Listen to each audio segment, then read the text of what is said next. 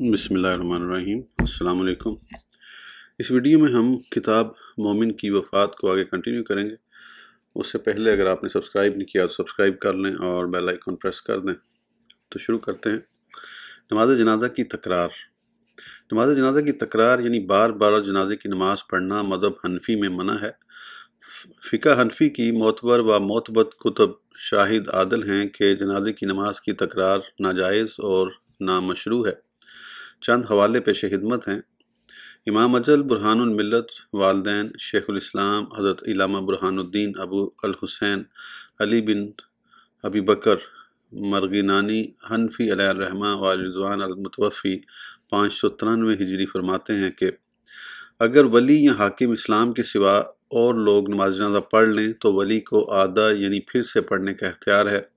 कि नमाज जनाजा औलिया यानी रिश्तेदारों में सबसे करीब का हक़ है, और अगर वली नमाज जनाजा पढ़ चुका तो अब किसी को जायज़ नहीं कि वो नमाज जनाजा फिर पढ़ें, क्योंकि नमाज जनाजा पढ़ने का फ़र्ज़ तो पहली मरतबा पढ़ने से अदा हो चुका और ये नमाज बतौर नफल पढ़नी मशरू नहीं।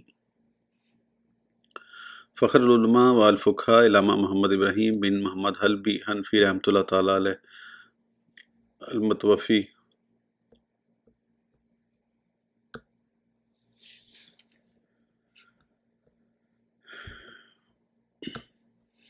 956 हिजरी नमाज जनाजा की तकरार के सिलसिले में फरमाते हैं कि इस पर नमाज न पढ़ी जाए ताकि एक मैयत पर 2 मरतबा नमाज ना हो कि ये नामशरू है यानी शरअ के मुवाफिक नहीं। हवाला नंबर 3 रईसुल फ़ुक़हा ख़ातमुल मुहक्किकीन इमाम मोहम्मद बिन अली हस्कफ़ी व दमिश्की रहमतुल्लाह तआला अलैह अल मुतवफ़ी 108 हिजरी फरमाते हैं कि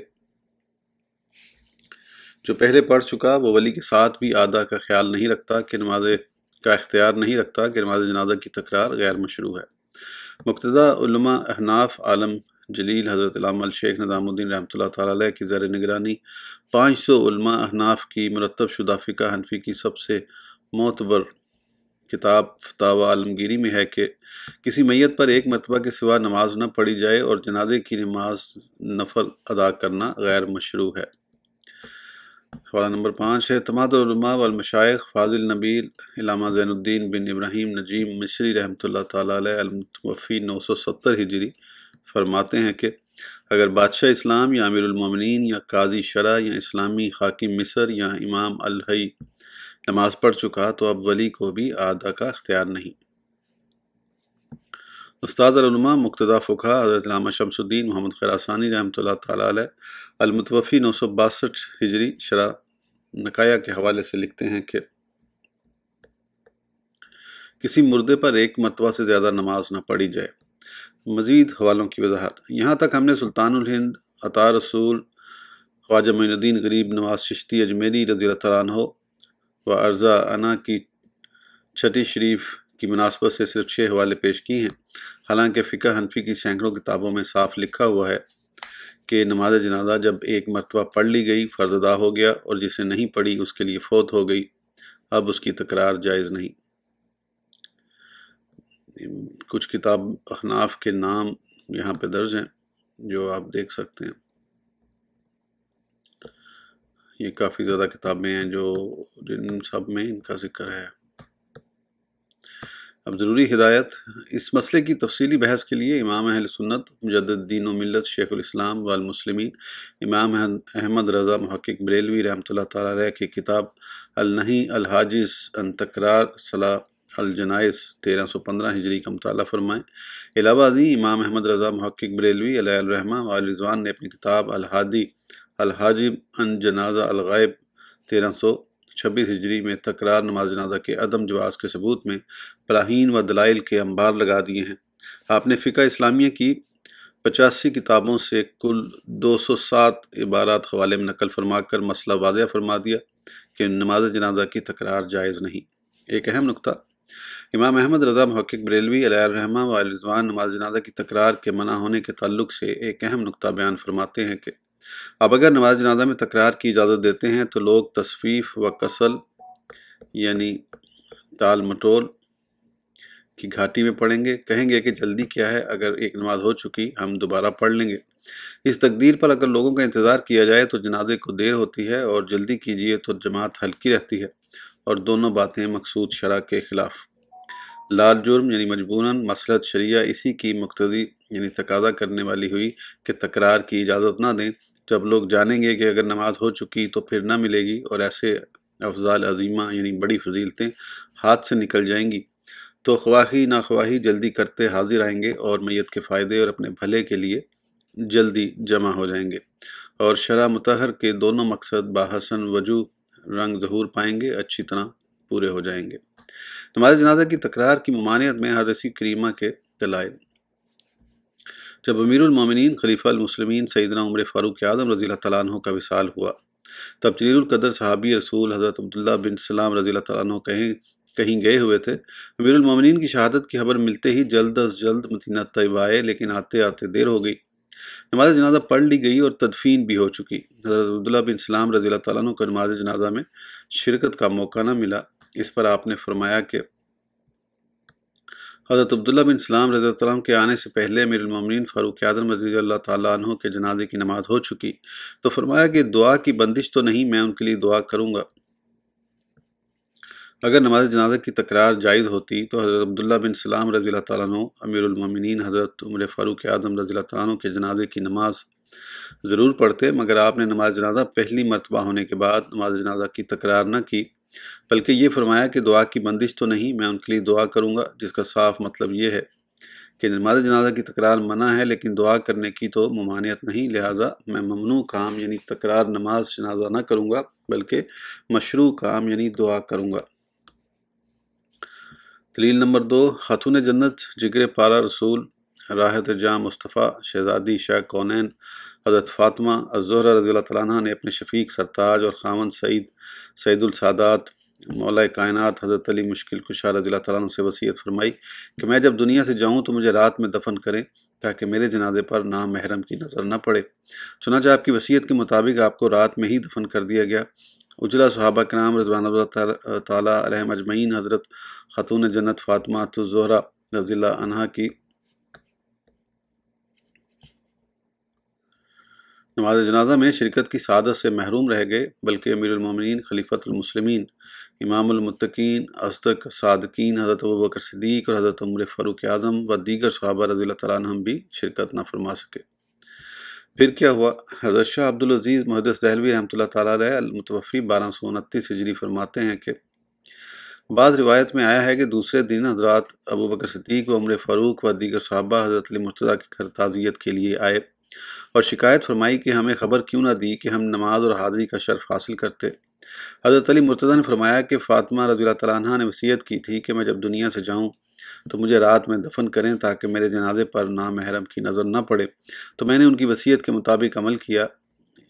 یہ ہے روایت مشہور۔ ناظرین کرام، غور فرمائیں کہ اگر نماز جنازہ کی تکرار جائز ہوتی تو حضرت ابوبکر صدیق و حضرت عمر فاروق اعظم اور دیگر اصحاب کبار رضی اللہ تعالیٰ عنہم ہرگز حضرت خاتون جنت فاطمہ الزہرا رضی اللہ تعالیٰ عنہ کے جنازے کی نماز فوت ہونے کا افسوس نہ کرتے، بلکہ وہ تمام حضرات دوبارہ جماعت قائم کر کے نماز جنازہ ادا فرما لیتے، لیکن انہوں نے ایسا نہیں کیا، بلکہ نماز جنازہ فوت ہونے کی شکایت فرماتے ہوئے حضرت مولا علی مرتضیٰ رضی اللہ تعالیٰ عنہ سے کہا کہ آپ نے ہمیں خبر کیوں نہ دی تاکہ ہم بھی نماز اور حاضری کا شرف حاصل کرتے، جس کا صاف مطلب یہ ہے کہ ان حضرات کو نماز جنازہ میں شرکت کے شرف سے محروم ہونے کا افسوس ہے، اور نماز جنازہ سے محروم اس لیے ہوئے کہ نماز جنازہ فوت ہو گئی، اور نماز جنازہ فوت اس لیے ہو گئی کہ نماز جنازہ کی تکرار جائز نہ ہونے کی وجہ سے اسے دوبارہ پڑھنا ممکن نہیں۔ دلیل نمبر 3، امام ابو عبداللہ محمد بن اسماعیل المعروف بامام بخاری المتوفی 256 ہجری اور امام ابو الحسین مسلم بن الحجاج قشیری المعروف بامام مسلم المتوفی 261 ہجری رضی اللہ تعالیٰ عنہما کے استاد امام ابو بکر عبداللہ بن محمد احمد النصفی المعروف ابن ابی شیبہ المتوفی 211 ہجری رضی اللہ تعالیٰ عنہ روایت کرتے ہیں کہ حضرت ابوبکر صدیق و حضرت عمر فاروق و دیگر صحابہ کرام رضوان اللہ تعالیٰ عنہم کی عادت کریمہ تھی کہ جب نماز جنازہ میں مصلی تنگ کرتا کہ اس میں گنجائش نہ پاتے تو واپس چلے جاتے اور نماز جنازہ مسجد میں نہ پڑھتے۔ اس حدیث کے ضمن میں امام اہل سنت مجدد دین و ملت امام احمد رضا محقق بریلوی علیہ الرحمہ و رضوان فرماتے ہیں کہ نماز جنازہ کی جو فضائل جلیلہ ہیں وہ حضرت صدیق و فاروق و دیگر صحابہ رضی اللہ تعالیٰ عنہم پر مخفی نہ تھے، نہ ان سے توقع کہ ایسے فضل جلیل کے لیے تشریف بھی لائیں اور پھر باوصف قدرت اسے چھوڑ کر چلے جائیں۔ اگر نماز جنازہ دوبارہ جائز ہوتی تو تنگی مصلح کیا حرج کرتی اور واپس جانے کی کیا وجہ تھی؟ جب پہلے لوگ پڑھ چکتے اس کے بعد دوسری جماعت فرما لیتے۔ دلیل نمبر 4، علم فقہ کا یہ مسلم مسئلہ ہے کہ پانی موجود ہوتے ہوئے تندرست کو تیمم کر کے نماز پڑھنا جائز نہیں، اگر پڑھے گا تو اس کی نماز نہ ہوگی، مزید برآں وہ گناہگار ہوگا۔ اب ایک حدیث شریف ملاحظہ فرمائیں۔ حضرت عبداللہ بن عباس رضی اللہ تعالیٰ عنہ سے روایت ہے کہ جب تمہیں نماز جنازہ کے فوت ہونے کا اندیشہ ہو اور وضو نہیں تو تیمم کر کے پڑھ لو۔ جلیل القدر صحابی رسول حضرت عبداللہ بن عمر رضی اللہ تعالیٰ عنہما، جن کا فعل ہمارے لیے حجت ہے، وہ بھی مذکورہ حدیث پر عمل کرتے تھے۔ امام بیہقی اور دارقطنی نے اپنی سنن میں روایت کیا ہے کہ حضرت عبداللہ بن عمر رضی اللہ تعالیٰ عنہما کے پاس ایک جنازہ آیا، اس وقت ان کا وضو نہ تھا، تیمم کر کے نماز میں شریک ہو گئے۔ تیمم کر کے نماز جنازہ پڑھنے کے تعلق سے روایت، حضرت بن ابی رباح رضی اللہ تعالیٰ عنہ سے روایت ہے کہ جب تجھے نماز جنازہ فوت ہو جانے کا خوف ہو تو تیمم کر کے نماز پڑھ لے۔ حضرت عامر شابی رضی اللہ تعالیٰ عنہ سے روایت ہے کہ جب نماز جنازہ کے فوت ہونے کا اندیشہ ہو تو تیمم کرے۔ حضرت حکم رضی اللہ تعالیٰ عنہ سے روایت ہے کہ جب تجھے نماز جنازہ فوت ہونے کا اندیشہ ہو اور تو بے وضو ہے تو تیمم کر کے نماز پڑھ لے۔ حضرت حسن بصری رضی اللہ تعالیٰ عنہ سے روایت ہے کہ نماز جنازہ کے لیے تیمم کر لے۔ مدرجہ چاروں روایت بحوالہ المصنف اللہ بن ابی شیبہ جلد 2 صفحہ 498۔ حضرت ابن شہاب زہری رضی اللہ تعالیٰ عنہ سے روایت ہے کہ جب تیرے سامنے اچانک جنازہ آئے اور تیرا وضو نہیں تو تیمم کر کے نماز پڑھ لے۔ مذکورہ 5 تابعین کرام کے علاوہ حضرت ابراہیم نخعی اور حضرت اکرمہ تلمیذ حضرت ابن عباس رضی اللہ تعالیٰ عنہ یعنی کل 7 ائمہ تابعین سے ثابت ہے کہ نماز جنازہ کی تکرار جائز نہیں۔ اگر نماز جنازہ کی تکرار جائز ہوتی تو نماز فوت ہونے کے کیا معنی اور اس کے لیے تندرست کو پانی موجود ہوتے ہوئے تیمم کیوں کر جائز ہوتا؟ المختصر، نماز جنازہ کی تکرار غیر مشروع اور منع ہے اور اس کے ممنوع ہونے پر دلائل کثیرہ موجود ہیں۔ غائبانہ نماز جنازہ پڑھنا کیسا ہے؟ غائبانہ نماز جنازہ یعنی غائب کی نماز جنازہ پڑھنا، یعنی جہاں نماز جنازہ پڑھی جائے وہاں میت موجود نہ ہو بلکہ دوسرے مقام پر ہو۔ مثلا احمد آباد میں کسی کا انتقال ہو گیا اور بمبئی کے لوگ بمبئی شہر میں اس کی نماز جنازہ پڑھیں۔ کبھی کبھی ایسا ہوتا ہے کہ عالمی شہرت رکھنے والے کسی شخص کا یا کسی مشہور و معروف مذہبی رہنما و مقتدیٰ کے انتقال کی خبر پا کر مختلف ممالک اور مختلف شہروں میں اس کی نماز جنازہ پڑھی جاتی ہے۔ غائبانہ نماز جنازہ پڑھنے والے لوگوں میں سے اکثر لوگ اس مسئلے سے ناواقف ہیں کہ مذہب حنفی میں جنازہ غائب پر نماز محض ناجائز ہے۔ ائمہ حنفیہ کا اس کے عدم جواز پر اجماع ہے۔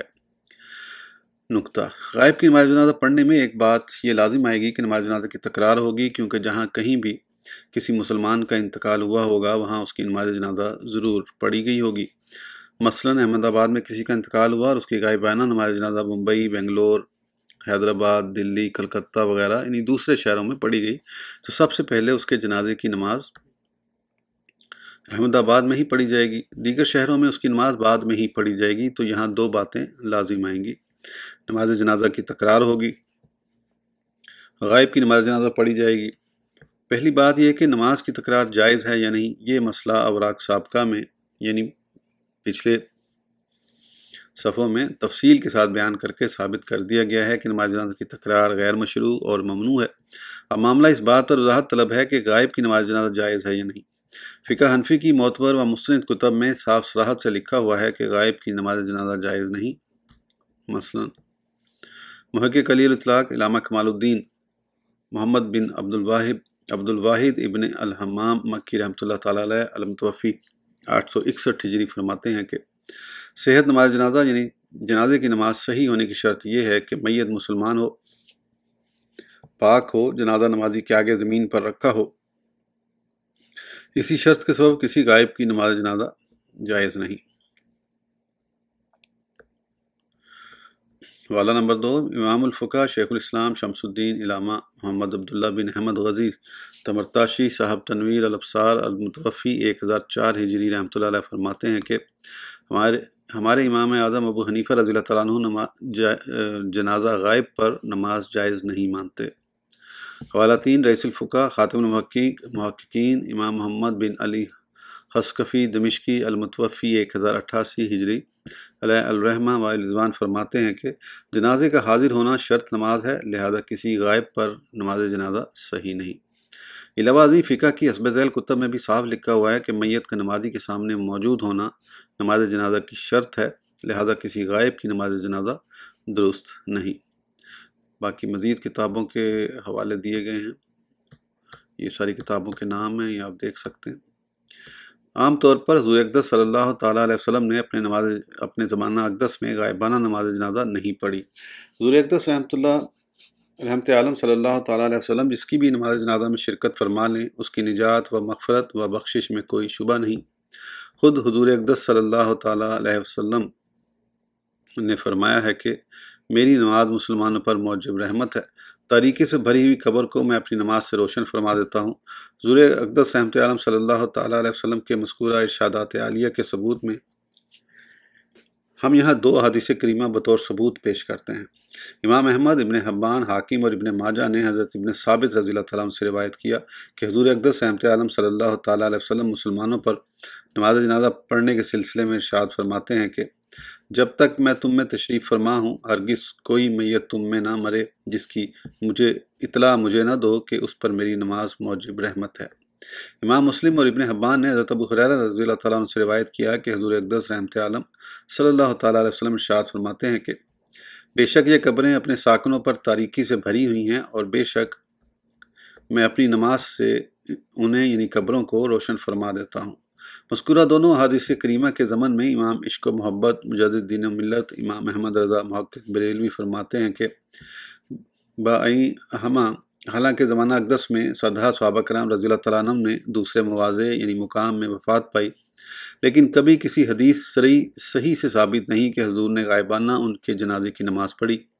کیا وہ دیگر مقامات میں وفات پانے والے محتاج رحمت والا نہ تھے؟ کیا معاذ اللہ حضور اقدس صلی اللہ تعالیٰ علیہ وسلم کو ان پر یہ رحمت و شفقت نہ تھی؟